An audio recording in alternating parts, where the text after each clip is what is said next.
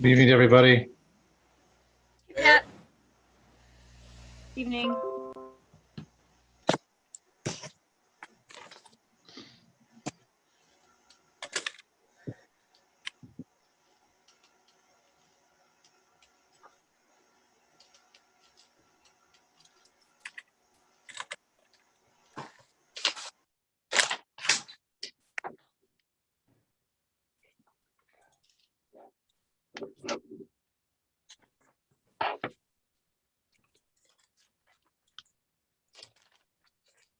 We all set, Mike? Yeah, I'm good, Bill. Okay. 7 o'clock, I'd like to call the Environment, Public Works, Planning, Zoning Development Committee to order. Two agenda items, ordinance 2117. The reason we're reviewing 2117 is there's been some comments about the number of repealed legislation, and we need some clarification here. Director Costello, you want to expound upon ordinance 2117? Yes, I would. So for this project, we originally had in our ordinance a budgeted for just 550, the fund 550, which is the water line fund, but we need to add the fund 210 to include paving. Our recent applications for Cleveland Water are only competitive if paving curb to curb is included with the project. And in order to do that, we wanted to budget that paving to come from Fund 210. So this ordinance is adding that fund for the paving portion. Okay, thank you. Welcome. Are there any questions reference to ordinance 2117?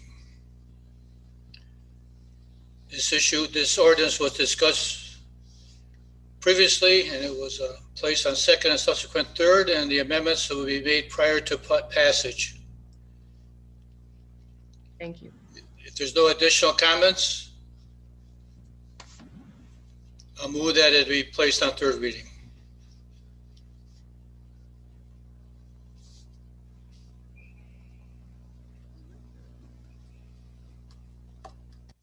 Mike?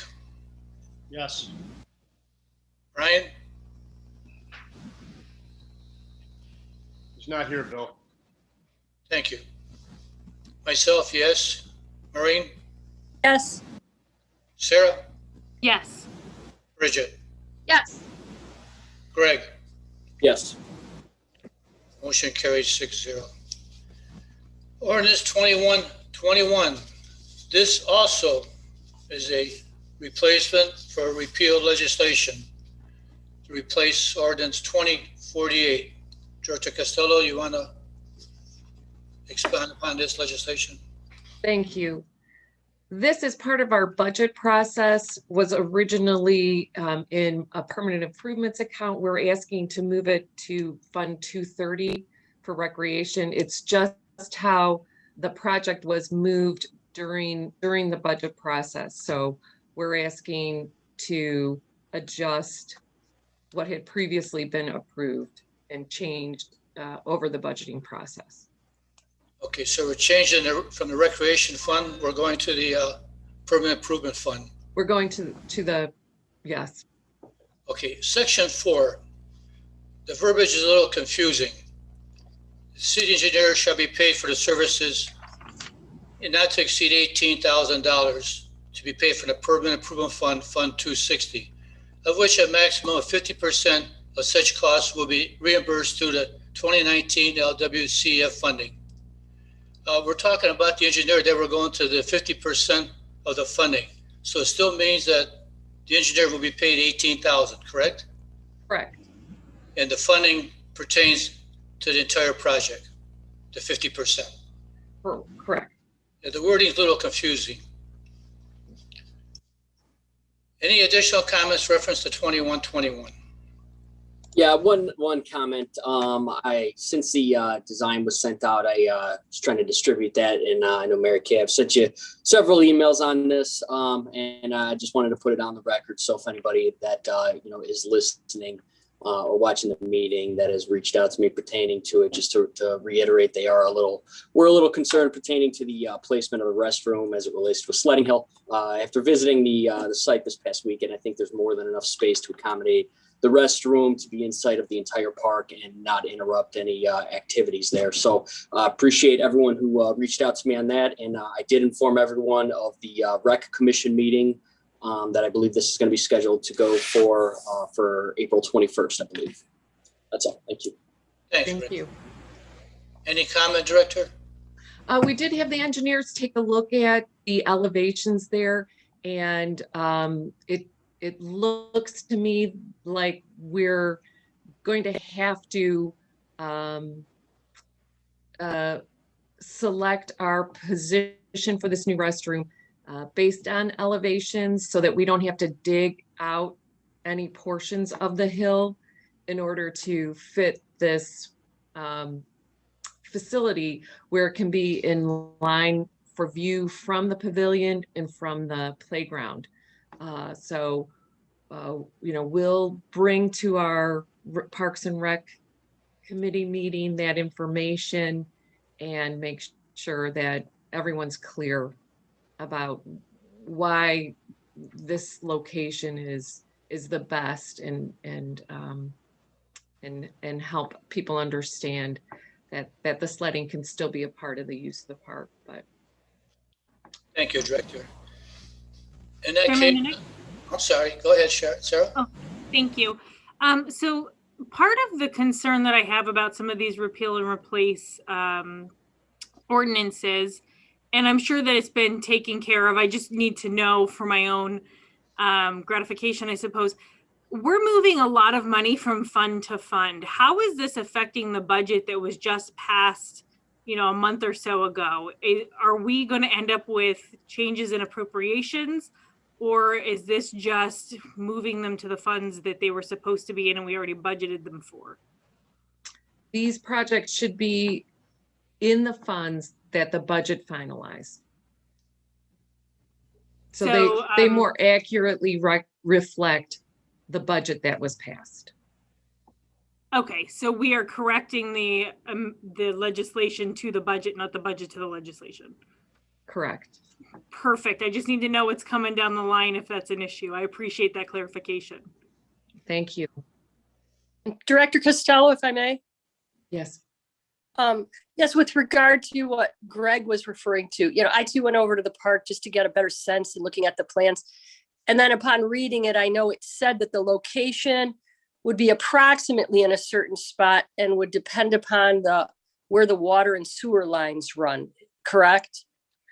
That's right. We need to take into account not only the safety factors of moving this restroom out of a dark corner, but we also have to look at the water line service, the sewer line service. We have to rebuild a small pump that moves the sanitary waste up to the sanitary main.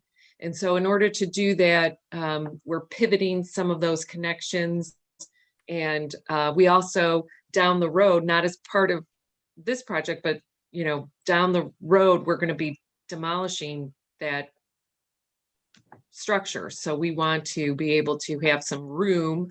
We also don't want to build too close to the Coe Creek culvert that is there. So while we are going to try to hug that walkway is the culvert, and we want to just maintain enough distance so as we're digging a footer, we're not going to damage any of the culvert. So a couple different things to take into account.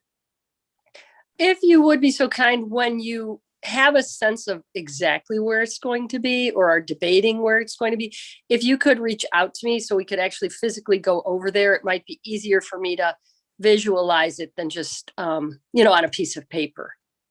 If I can't get photographs that accurately represent it to everyone's satisfaction, I would be happy to meet anyone at the park at any time. Perfect. Maybe when it's sunny and 70 and you want to get away from your desk, okay? Give me Thanks. a call. All right. Thank you I very hope much. it becomes 70 soon, so that'll Right. be nice. Right. Thank you. Any additional comments, questions? Only one other one. If you do wind up doing a field trip, please include me on that as well. Okay, Greg, pack a lunch. We'll have a picnic.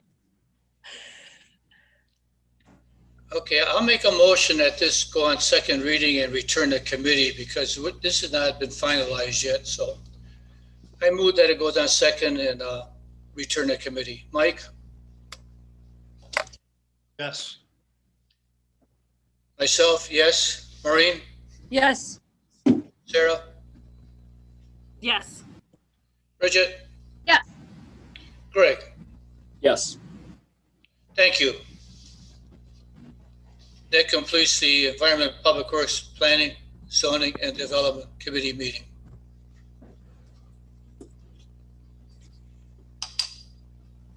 Thank you for that, Bill. Local Government and Community Services will begin then at 7:10 p.m. Excuse me. Oh, go ahead. I believe the mayor requested that we finish finance before local government and community services tonight. Oh, that's perfectly okay. Then Bridget, take it away. All right, thank you. Thank you, Council President Kilbane and Madam Chair. Thank you. Mr. Mayor. All right, so the Finance Committee will begin at 7:11 p.m. First up is Ordinance 2119. What kind of goes with the next one? Ordinance 2120. This is authorizing the city of North Olmsted to take over our jail services and dispatch services. This remained a committee because we had a couple questions, which since our last committee meeting, the mayor and Director Riley got back to us. Part of the agreement is that we will add North Olmsted to our insurance policy. And by adding North Olmsted to our insurance policy, there will be no additional funds. And we do not need a new ordinance, or we do not need to amend our current ordinance. So those were some of the questions that were still outstanding. Does anyone else have anything else on 2119 or 2120? Bridget, if I may. Yeah. I guess this question is for the administration as a whole. We are doing a lot on our part to finalize this contract, and I thank Chief Shepherd and Mayor for taking this on. I think this is going to be long-term very good for our city.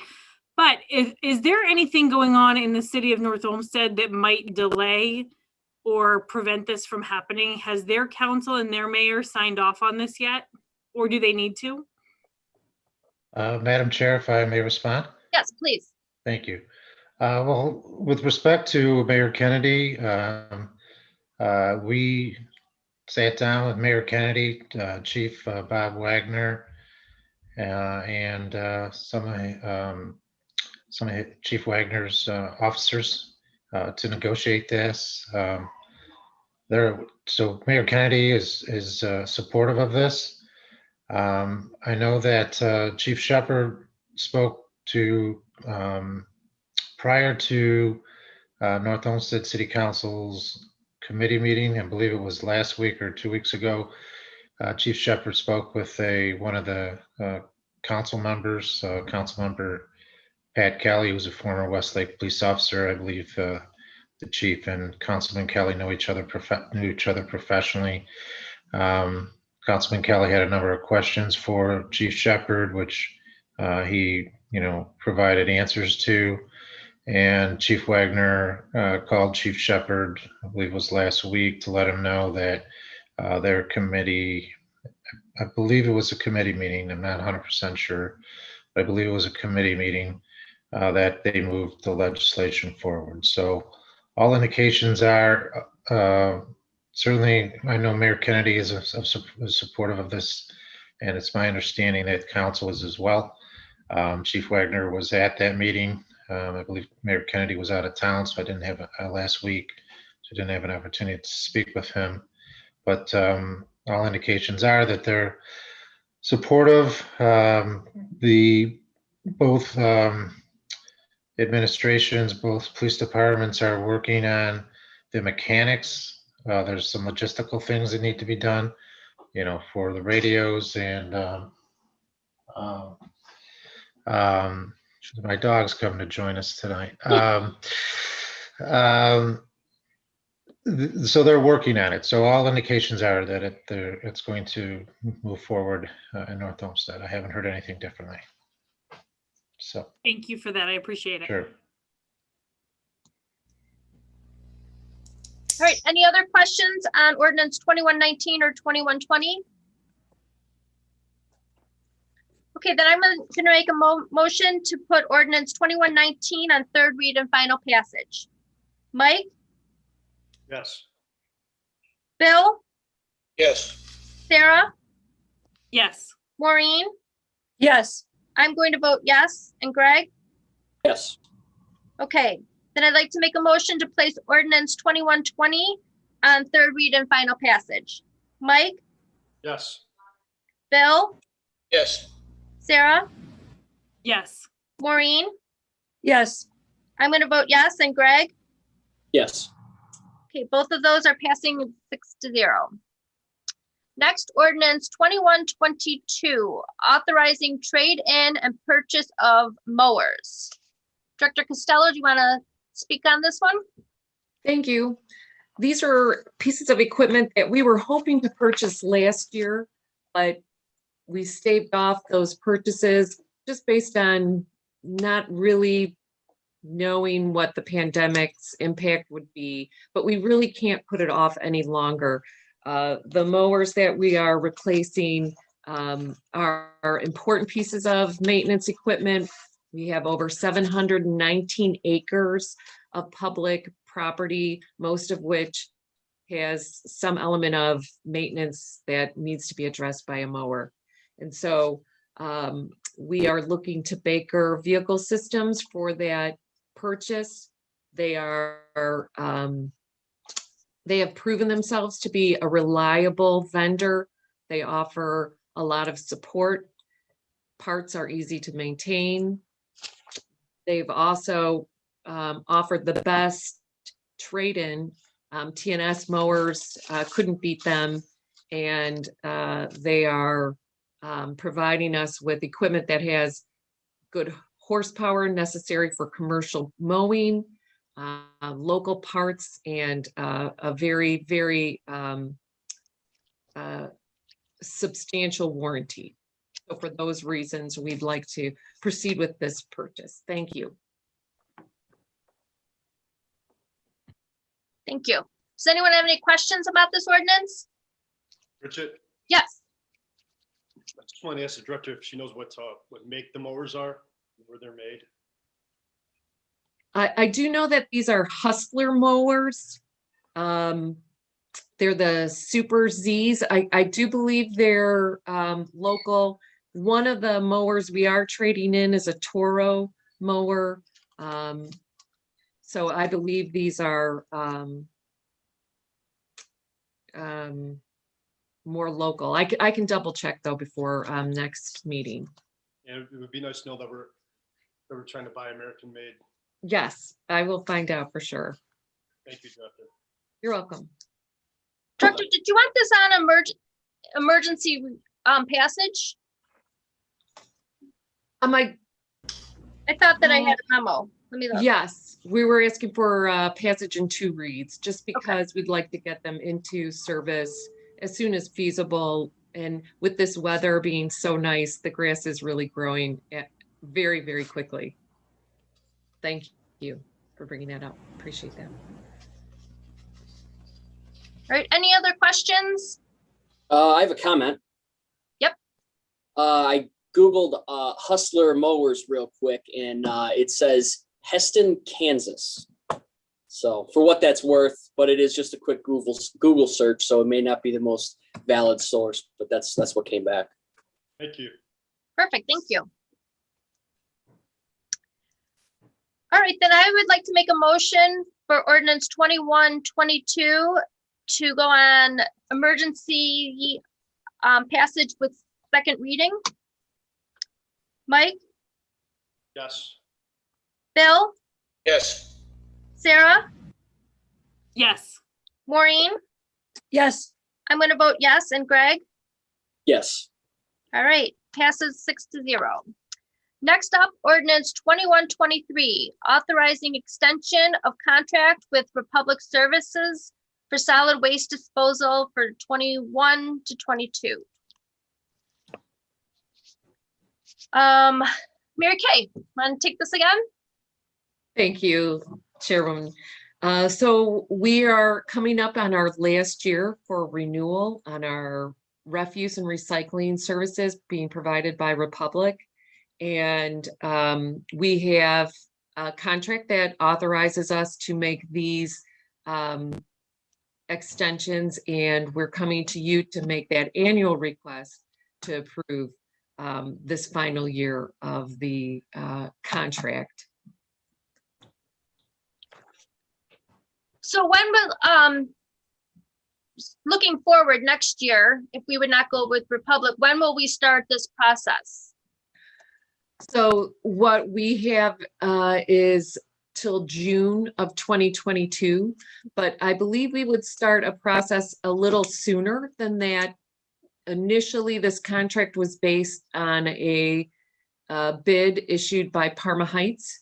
Last I checked, they were working on their bid, but were not on the books, like they don't have it in a legal ad situation yet where the bids are being solicited. So they and I spoke to the Cuyahoga County Solid Waste District. They thought that it would probably be sometime in May.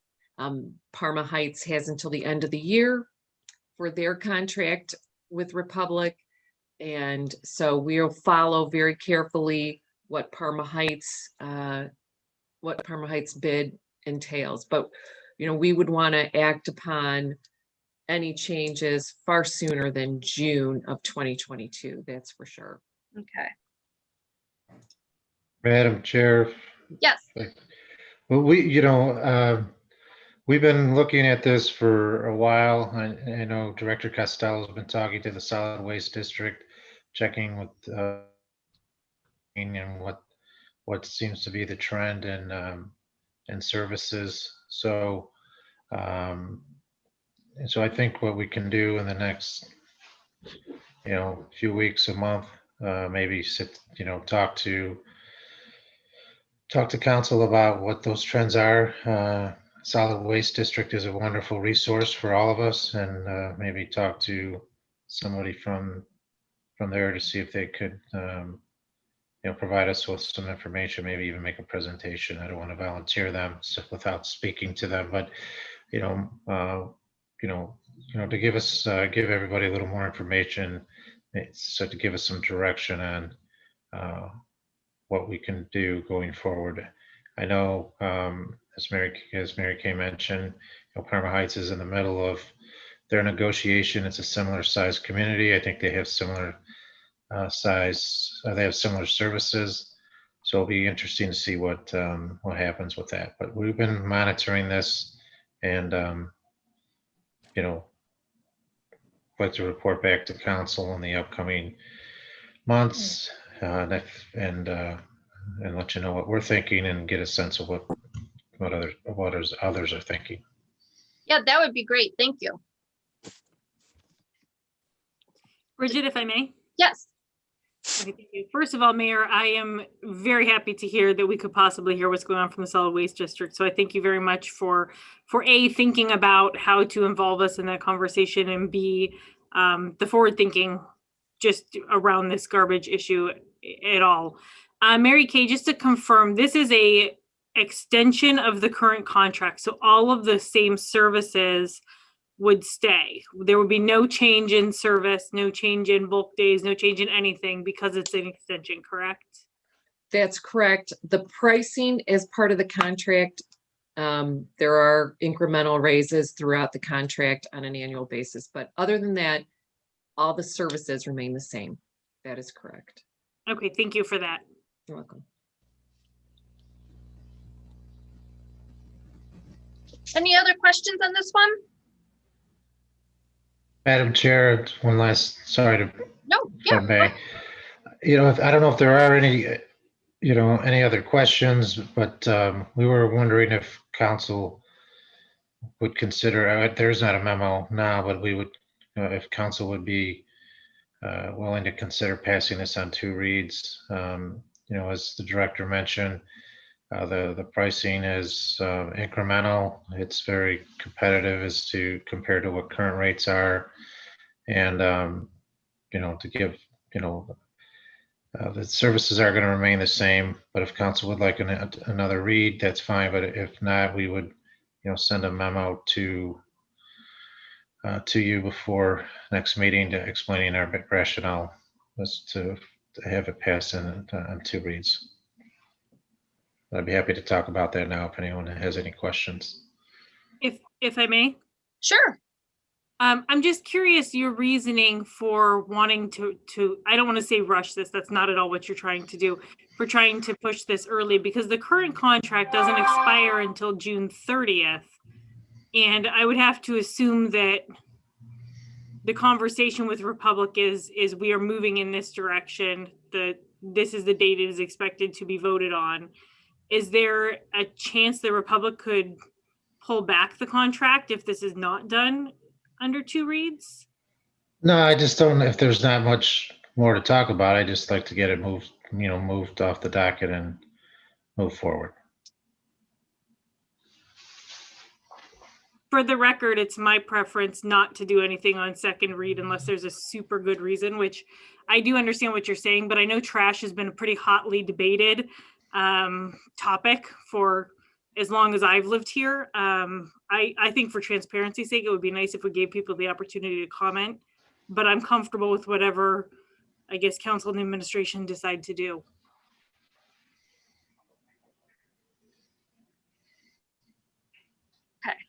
Council? Yes. The third whereas states that there's at the current contract price. So I don't see a Republic doing any increasing on the price of the contract at this time.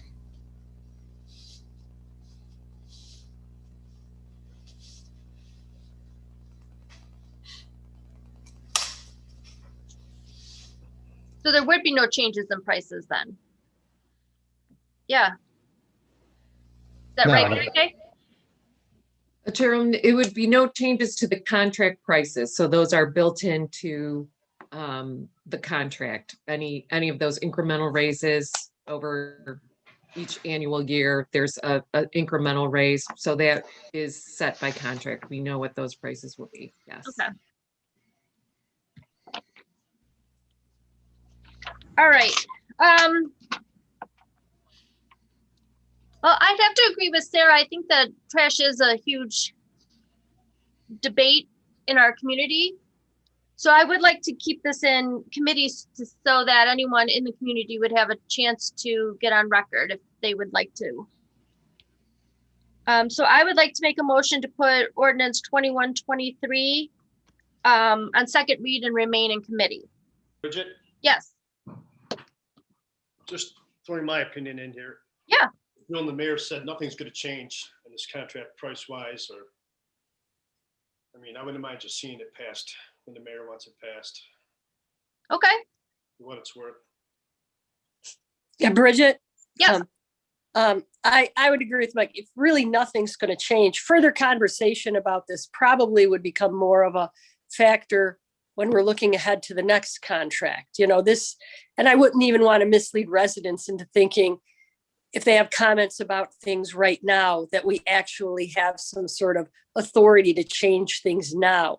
It makes more sense once the current contract is done, that then we would invite conversation and input from everyone to make them recognize, basically, for lack of a better, we're kind of powerless right now with regard to the contract. So let's just, as the mayor said, get it off the docket, move forward, and then we can start to look ahead in the future to what we would have more control over. Yeah, that's a solid point. Yep.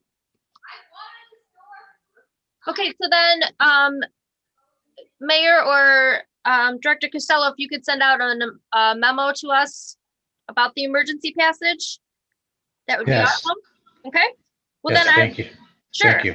I'd like to make a motion then for ordinance 2123 to be passed on emergency second reading. Mike, Yes. Bill, yes, Sarah, Yes. Maureen, yes, I'll vote yes, and Greg? Yes. All right, it passes 6-0. Next up, ordinance 2124, authorizing acceptance and administration of the 2021 Nopak Energized Community Grants. This looks like it's kind of a standard operating procedure, something that's done every couple of years. I was just wondering what kind of projects does this fund? Sharon, I can Yes, take please. that if I may. So we have escrowed, for lack of better words, the previous year's funding, and we had talked about using these funds for roof work here at the city, because any project that adds to the overall better use of your energy and prevents energy from slipping out of your building envelope is an approved project. So we are again going to compile and leverage these multi-years of funding for a larger scale project. I think the last one that we used was used for the senior center. So we'd like to see another, leverage these funds for another larger project like that. So we don't have any plans for the funds right now. We're just gonna hold on to them. That's correct. We're Okay. with an eye to roofs and other things that you guys have heard me say over and over again, but that's where we're headed, towards looking at some roof improvements here at City Hall or on a city facility. Great. All right, any other questions about 2124? Okay, then I would like to make a motion that ordinance 2124 go on second and subsequent third read. Mike, Yes. Bill, yes, Sarah, Yes. Maureen, yes, I'll vote yes, and Greg? Yes. Okay, passes 6-0. Next, ordinance 2125, authorizing participation in cooperative purchasing programs. Again, this looks like it's a standard operating procedure piece of legislation. Is that correct? If I may, Yes, please.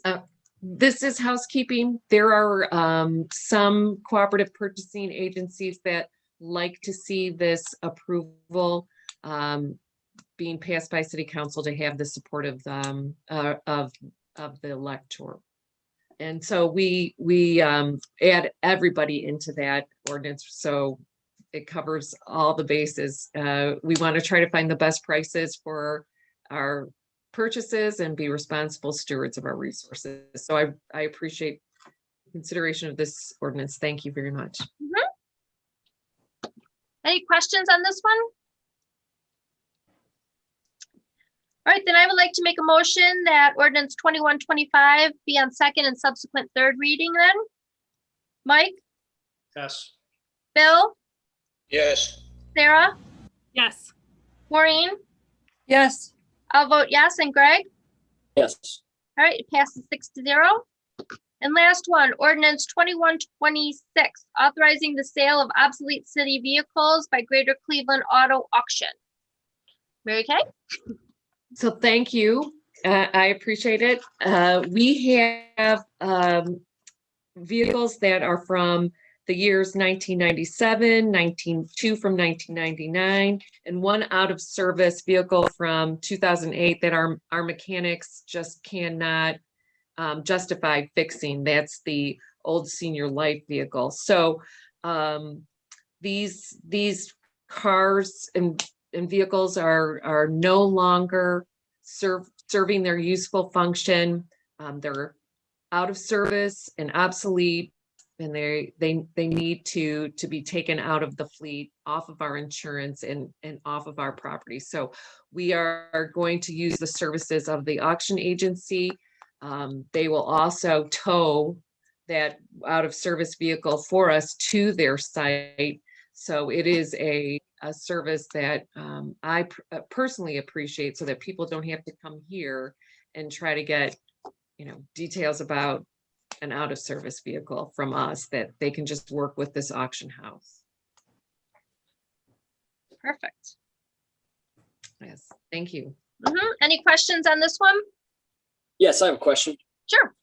With the IX Center closed down, is the Greater Cleveland auction, where is that? Is that held now? Because I thought it used to be in the IX Center. I thought that they had their own facility that they were using. It'd be the Cleveland Public Auditorium downtown. I thought that's where it was, and then it went to the IX Center. Maybe it's back. Madam Chair, if I I can may, find out. they're located in Engle Road in Brook Park. Yeah, Right. I thought I thought all of their functions were at that address. Okay, great. Thank you.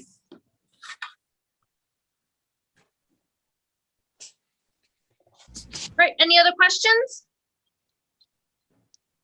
All right, then I make a motion that ordinance 2126 be on second and subsequent third read then. Mike, Yes. Bill, Yes. Sarah, Yes. Maureen, Yes. I'll vote yes, and Greg? Yes. Perfect. All right, and that concludes the Finance Committee at 7:36 p.m.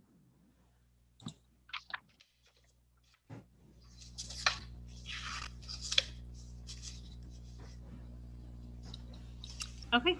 Thank you, Bridget. Mhm. I will begin local government and community services at 7:36 p.m. Tonight, we're going to talk about the issue of the city's response to systemic racism and the Diversity, Equity, and Inclusion Coalition, and who we are going to appoint as council's appointees. So before I get started on that, I did want to just take a moment to acknowledge and thank all of the individuals who submitted their application, who spent the time with us to interview and give us some amazing experiences, ideas, and thoughts surrounding this particular topic. I feel like each one of these candidates brought something amazing to the table, and we were all better for the conversations that we had during these interviews. I also want to thank both council and the administration for their support and dedication to what was many, many hours, both in terms of developing this coalition and also interviewing all of the candidates. I understand that it was a very time-consuming process, and I think that each one of us really took the time to dedicate themselves to making sure that we were doing it correctly, and I appreciate that. Each of the people that we interviewed brought specific strengths to the table, whether it was their education, their life experience, or desire to help the community move forward. And I am really, really grateful that the decision on who we're going to nominate tonight is going to be very, very difficult.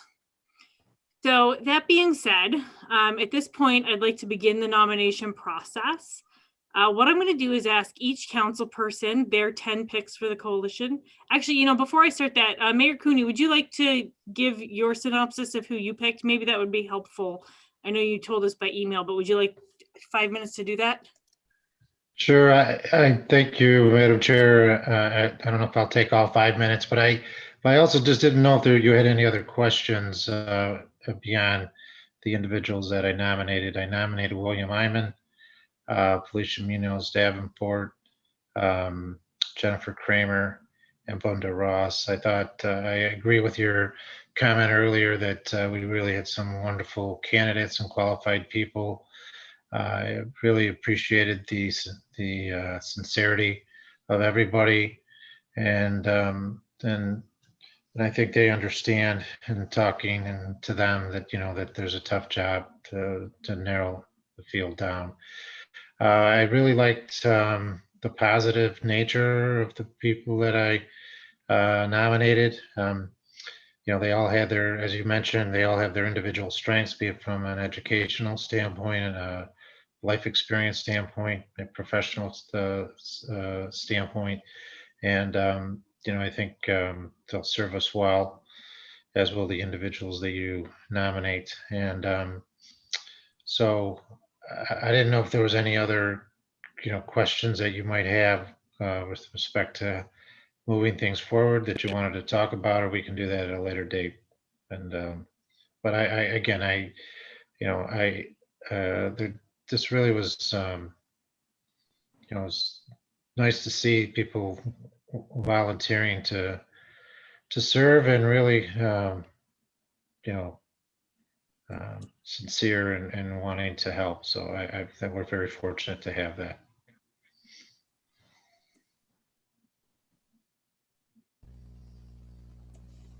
I accidentally muted myself again. Thank you, Mayor.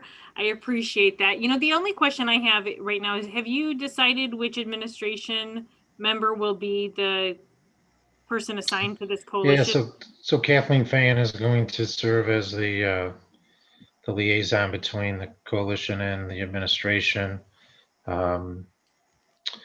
Kathleen, actually, she's a resident. That's not that it was a qualification, but I think that's helpful. And she's excited to help.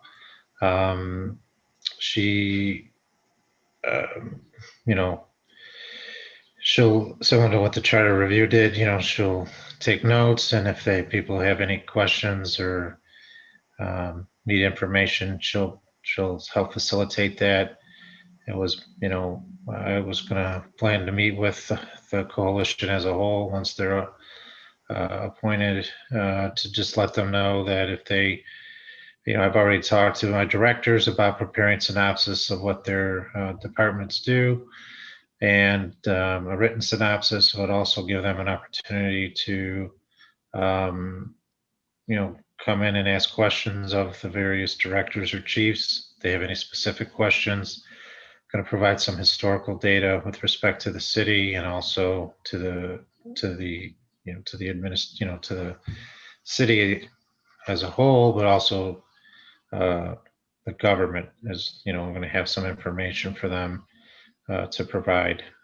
And once we get that assembled, I'll share it with council. But so just to, I think, there's some of the comments people had, there's some data they may want to accumulate or evaluate on their own, but I think there's just certain things that we have that will provide. And for instance, I'm going to have a copy of the complaint for the consent decree. I'm going to have a copy of the order from court with regard to the consent decree.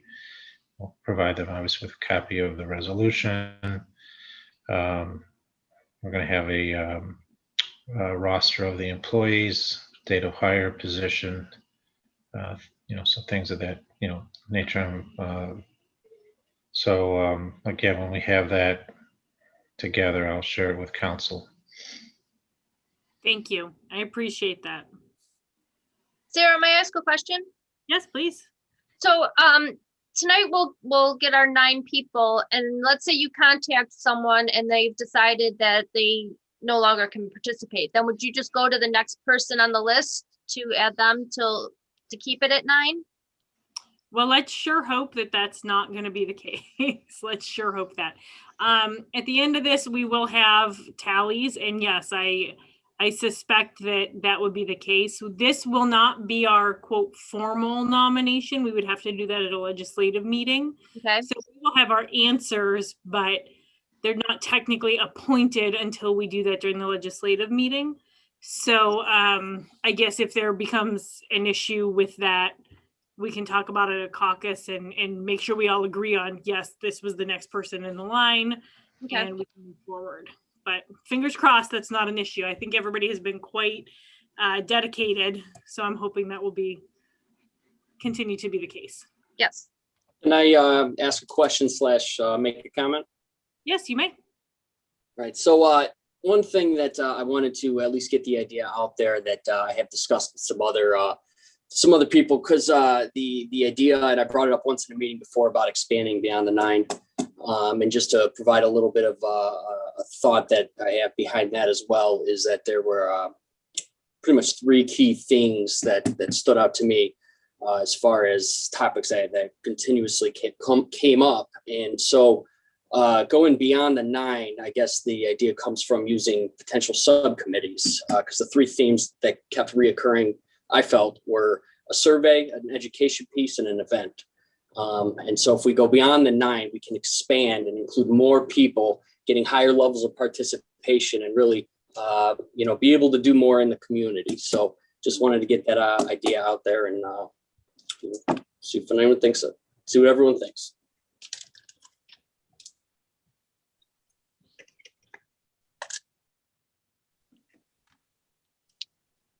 So I can see a lot of pros to doing that, and I can see a lot of cons to doing that. My biggest concern in terms of a con is that if you put that many people onto a coalition, you have quorum issues. The larger the group, the body, the more issue you're going to have that half of them don't show up and you can't actually have a meeting. I think that this is going to be one of the hardest picks that we make in a long time, but I would like to keep it as we wrote the original legislation to just our 5 nominees.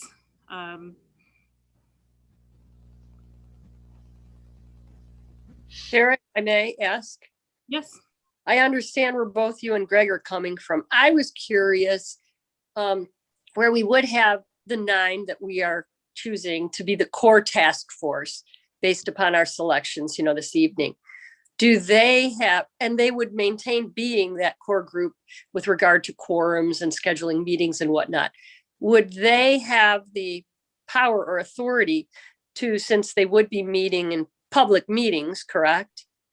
They could invite whoever, be it the many people that did apply, as well as other people within the community, to offer to be part of subcommittees that are not necessarily part of the formal task force, but they could invite, let's say, 2 of the people on the core task force would oversee, as Greg mentioned, the survey or data collecting, and they could invite, if there's anybody in the community that would like to help us to be part of this, would they have that authority or power? It is my understanding. Oh, go ahead, Mike. Yeah, they're open meetings. Whoever wants to come can come. Okay. Who wants to be involved, can be involved. Because so that's where, I could see the practical side of it most definitely being to choose 9 is, it'll be hard enough for those 9 people to coordinate their schedules. And that's where I understand why we need that number, but I wholeheartedly would hope that all the other applicants and many other people in our community would feel welcome to get involved in, should the committee so choose to have subcommittees. Yes, I agree, Maureen. It is a public meeting, like Mike said. Anybody is welcome to attend. I mean, even people outside of those who interviewed. Right. Anyone is welcome to attend. Anyone is welcome within the structure of their meetings to provide feedback or to present information. The difference between the people who are appointed to this coalition and the people who show up to participate is the only people who are going to be allowed by that resolution to provide recommendations to the mayor and to council officially. Obviously, we get recommendations all the time unofficially, but officially will be those people who've been appointed. Other than that, really, this group can create its own ebb and flow. Yes. Well, and if I may add, once we choose this group of 9, I would love it if we could have the opportunity to sit down with them and have a little bit of a dialogue about all this, since they might not have listened to all the interviews like we did and be aware of the tremendous number of people that have resources that they could tap into and who offered. A number of the people definitely offered and certainly, have a passion that was the gut-wrenching part of me choosing, because I knew so many of these people. It's like, I want them to know that maybe this task force, they could still be involved in some sort of way. You don't want, in a world where we have so much apathy, I hate to say no to anyone who is willing to step forward and, you know, share their most precious commodity of their time to make our community better, you know, so that's something I'd love to have a dialogue with them if that would be possible. Yep. They are all public meetings. I suspect that, you know, as Mayor Cooney said, he's going to be meeting with the group. Whether we invite them into a council meeting or we show up to their first meeting, however, we can do that without having a quorum and a sunshine law issue. We should do that as well. This was created, you know, out of cause, and they should have those directions. So I do agree. Okay, thank you. Any other questions or comments before we start the nomination process? Yes, I do. So the thing that I keep thinking about is, you know, it's a public meeting, anyone can come. And I get that. I just have real doubts that a lot of people will continue to participate if they're not in it. And so the concern as it comes to the potential of having a quorum or voting for the recommendations, there is the other option of looking into officers. So there can be, you know, a president of the coalition, you know, a vice chair and all that kind of things, to where if, you know, the officers could cast the votes, but still have everyone, you know, member to the coalition. Because it just, for me, it feels a little wrong that the word, it's inclusion's even in the title of it, and you know, it's going to send a sense of turning people away, and really we just you know, want to have as high level of involvement as we can.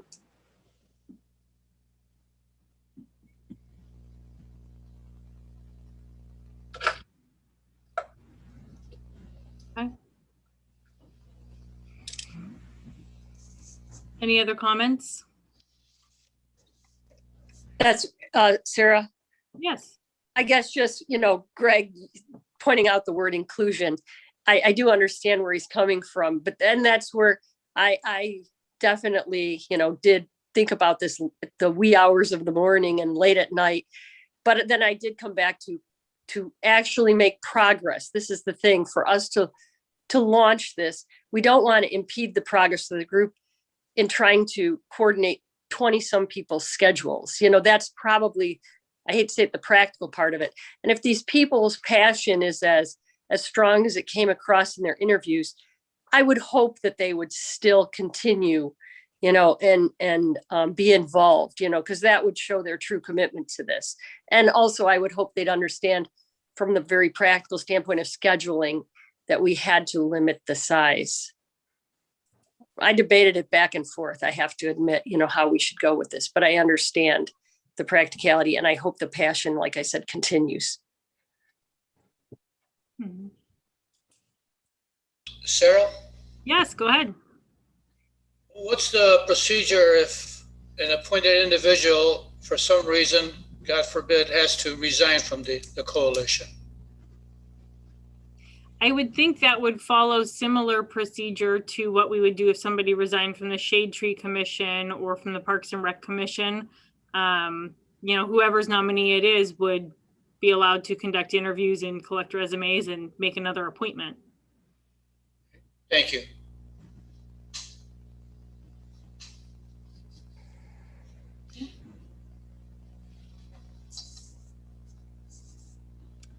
Okay, so at this point, I'm going to begin the nomination process. I'm going to ask. Sorry, Madam Chair. I'm just gonna. I know you guys got a tough job. I don't want to get in the way. I'm going to sign off, and I appreciate the consideration and letting us, my directors participate earlier this evening. So thank you and good luck. Good night, Mayor. Good night. Have a good night, everybody. Okay, so I'm going to ask each council person your top 10 picks for the coalition. And at the end of this, I will tally up the number of votes for each candidate and we'll determine the top 5 people to be nominated. If the vote results in a tie, we will continue the nomination process using the top vote getters until we have 5 nominees. So when you give me your nominees, if you could go a little bit slowly, that would be amazing so that I have time to actually notate them.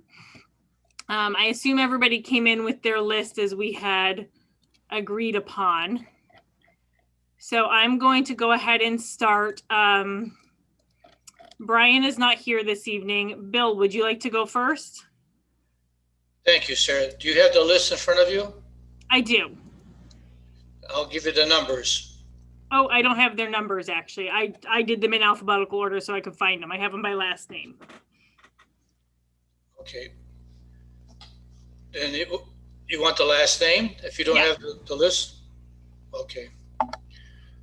Okay, my 10 people are as follows. Ahern, Anne Marie Ahern, Mm-hmm. Brian Gibbons, Okay. Carolyn Benyon, Mm-hmm. Emily Fiftall, Okay. Heather Schneider, Heidi Lang, Okay. Jeanette Pilat Alea, Okay. Kelly Dubé Gillis, Mm-hmm. Paul Barina, Mm-hmm. and Peggy Schauer. Thank you, Bill. Thank you. Maureen, would you like to give me your list? Yeah, and I just have 10 names. I'm sorry, I didn't alphabetize them. No, I alphabetize them so that as you guys say them, I can find them. That was my bigger concern. Okay. Amy Breslin, Okay. Matt Hrebar, Okay. Heidi Lang, Okay. Dr. Carolyn Benyon, Okay. Anne Marie Ahern, Okay. Peggy Schauer, Okay. Heather Schneider, Okay. Emily Fiftall, Okay. Jennifer Kramer, but she was a pick of the mayor's. So, Okay. and then Jeanette Payo Ayola. Okay. And is that all of them? That is. Thank you very much. All right, now if I can read from 2 screens, I will give you guys mine. For me, it's Amy Breslin, Dr. Carolyn Benyon, Matt Hrebar, Brian Gibbons, Heidi Lang, Peggy Schauer, Kelly Dubé Gillis, Brian Acker, Heather Schneider, and Paul Barina. Okay. Bridget, if you have yours in front of you. Yes. All right. Kelly DeBay Gillis, Mm-hmm. Heather Schneider, Mm-hmm. Heidi Lang, Okay. Matt Hribar, Okay.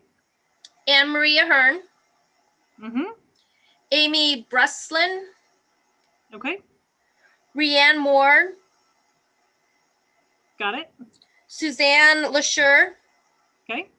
Peggy Schneider, or Peggy Schauer, Peggy Schauer. Yep. and then Jeanette Pellot, Pellot. And that's 10. Okay. Greg, if you're ready for me. Yeah. And I'm going in order. I kept my list based on who interviewed, so I wasn't ranking anyone above anybody else. So these are the orders that the interviews went through. So Paul Barina, Emily Fiftall, Rianne Moore, Matthew Hrebar, Brian Gibbons, Heather Schneider, Anne Marie Ahern, Jeanette Palet Alea, Heidi Lang, and Dr. Benyon. Perfect. Thank you for that. And Mike, if you're ready. Dr. Carolyn Benyon, Amy Yes. Breslin, Kelly Gillis, Mm-hmm. Heather Schneider, Paul Barina, Peggy Schauer, Brian Gibbons, Susan Sapit LaSure. Okay. Are those all of your picks? They are. Thank you. Okay, give me 1 second. I just want to make sure that I'm doing the math correctly. Better you than me. All right.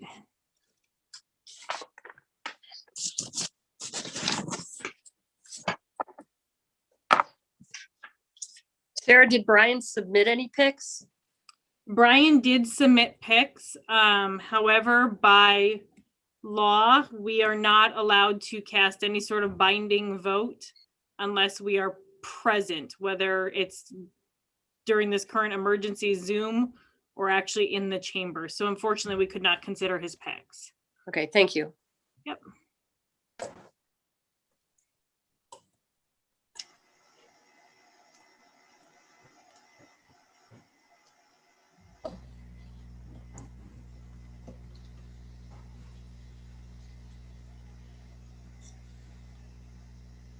Whole lot of ties in there, huh? So yeah, 1, 2, 4. Hey, we have 4, it looks like, right off the bat. So Heather Schneider received 6 votes. Let me just make sure that I'm notating this correctly. Peggy Schauer, 5 votes. Heidi Lang, 5 votes.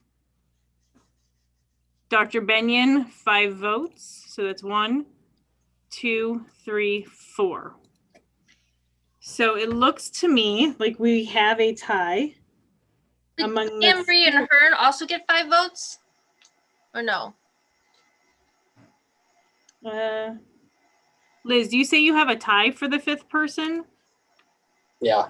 There's a 4-way tie between 1, 2, 3, 4, 5, 6 So people. yeah, so we have 1, 2, 3, 4, 5, 6, 7 people with 4 votes by my count. Is that I got the same. okay? So let me just Yes. write these down.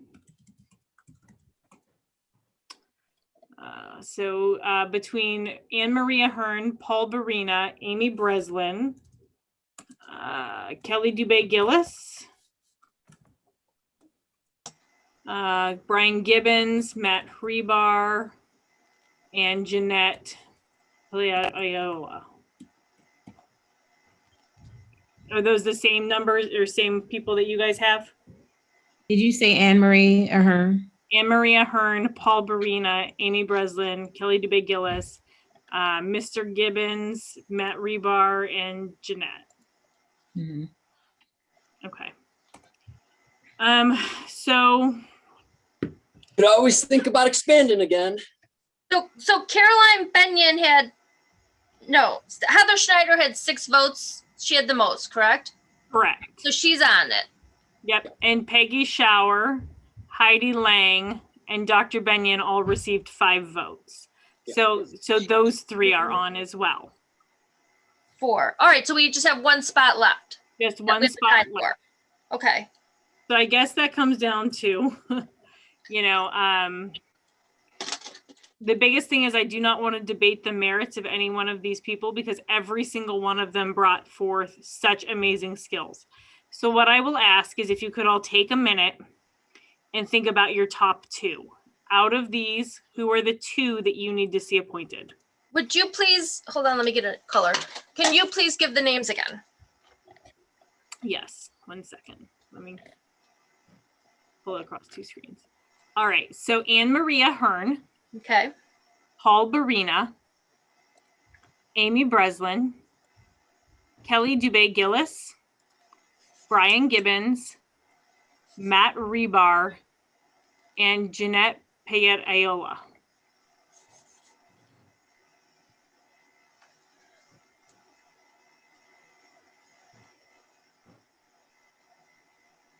And I'd like you each to think about the 2 that you cannot consider not having on this committee.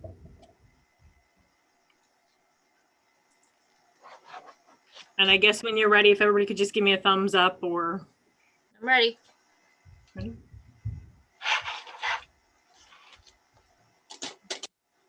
I'll go in the same order that I went in before. Bill, if you're ready, could you give me your 2? Thank you, Sarah. My 2 picks would be Kelly Gillis and Paul Barina. Thank you. Maureen, could I have your 2 picks? I would go Ahern and Hribar. Then myself, I would go Breslin and Rebar. Bridget? Kelly DeBay Gillis and Anne Marie Ahern. Okay. Greg? Matt Hibar and Paul Barino. Okay. And Mike? You're Okay, muted, Mike. Sorry, my dog's yelling. Kelly DeBay Gillis and Amy Breslin. Okay. We're going to do this again. All right. So my notes, and correct me if I'm wrong, show Kelly DeBay Gillis and Matt Rebar. Each received 3 votes. Anybody show anything different? No. No. All right. So you get 1 pick. We'll go in the same order. Bill. Wait, what are we picking between? I'm sorry, between Kelly DeBay Gillis and Matt Rebar. They each received 3 votes in the last round. So we will pick one of the 2 in Oh, this okay. round.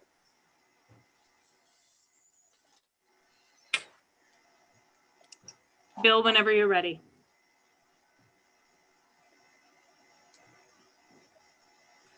Katie Gillis, Kelly Gillis. Maureen? Matt Hribar. Sarah, I will go with Matt Rebar. Bridget? Kelly DeBay Gillis. Greg? Matt Rebar. And Mike. Kelly DeBay Gillis.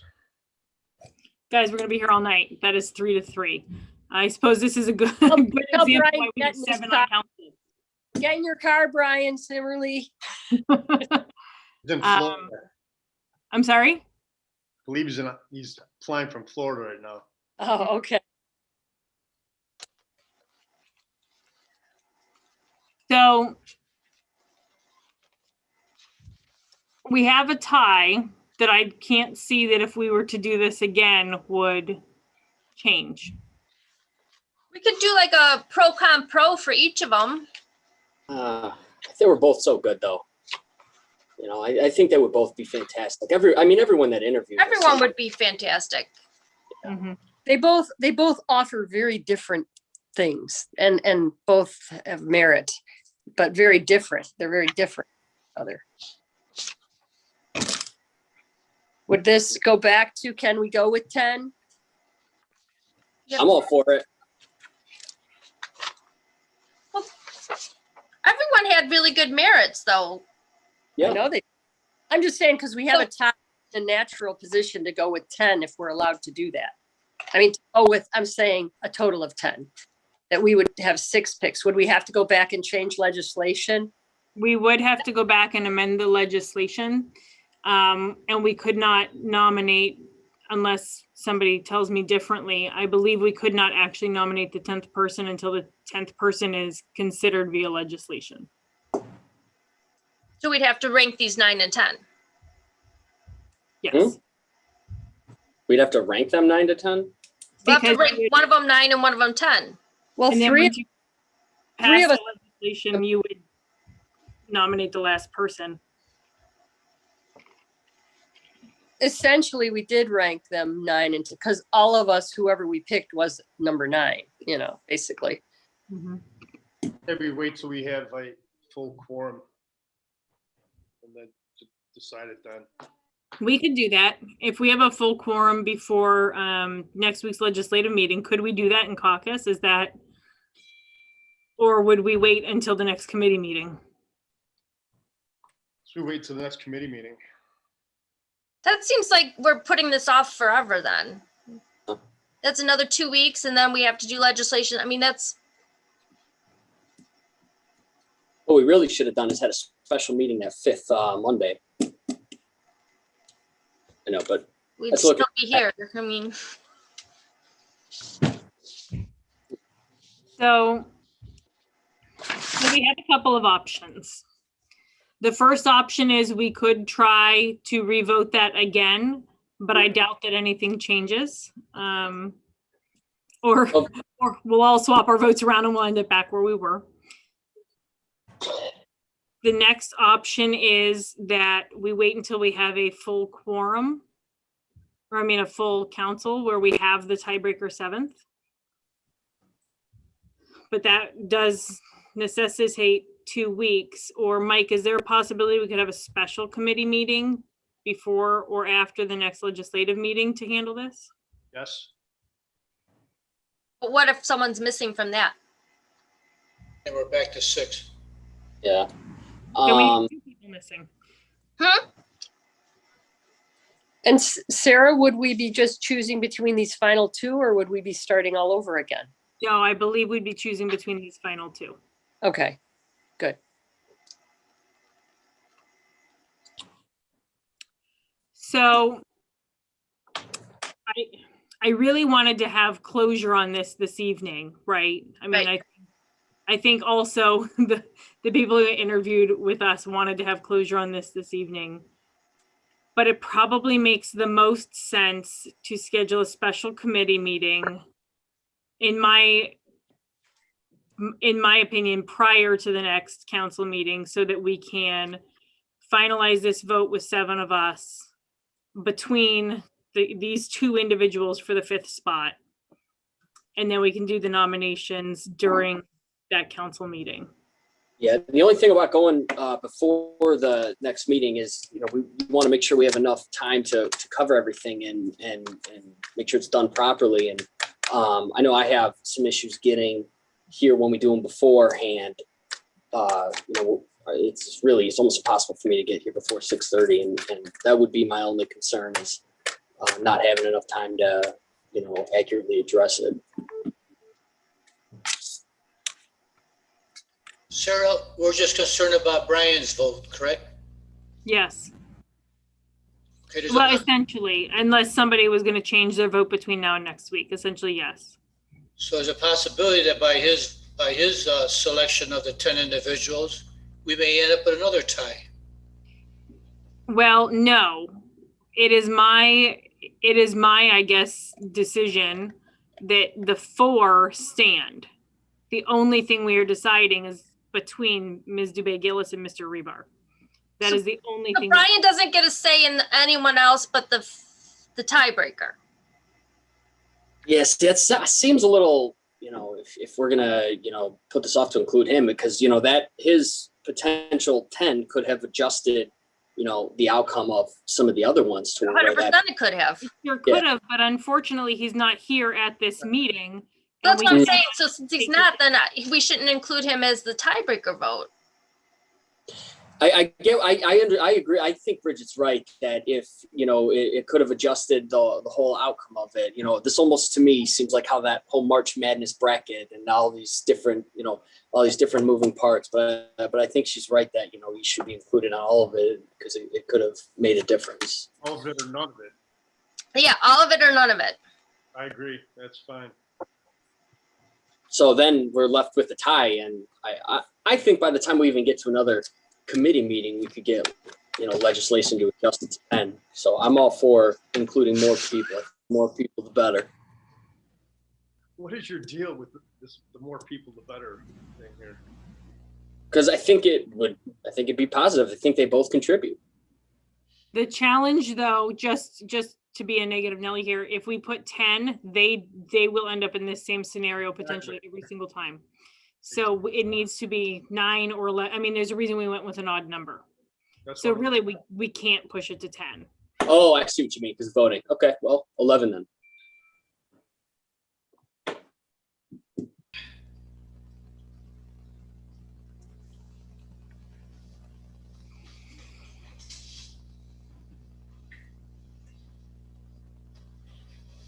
I'm doing some of my best thinking right now, trying to figure out how to end this stalemate, guys. Doing some of my best thinking.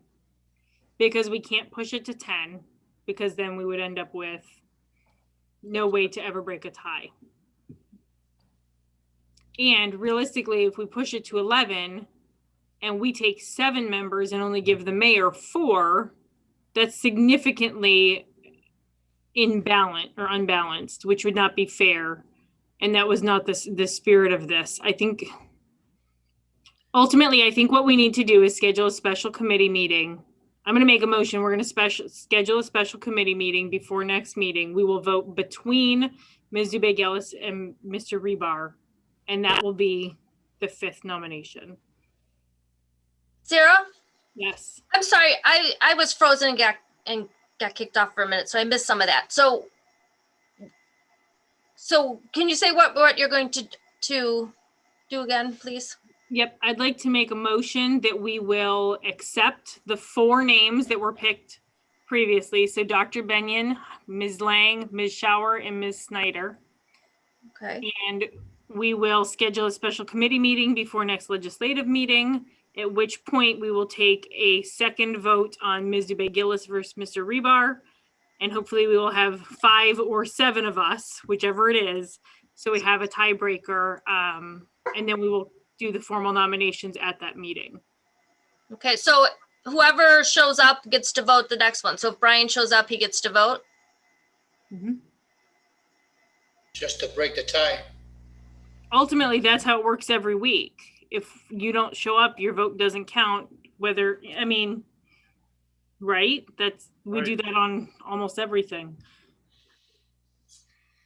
So, okay, I'm going to make that motion. Mike? Yes. Bill? Yes. Maureen? Yes. Sarah, yes. Bridget? No. Greg? No. So that's 4-2.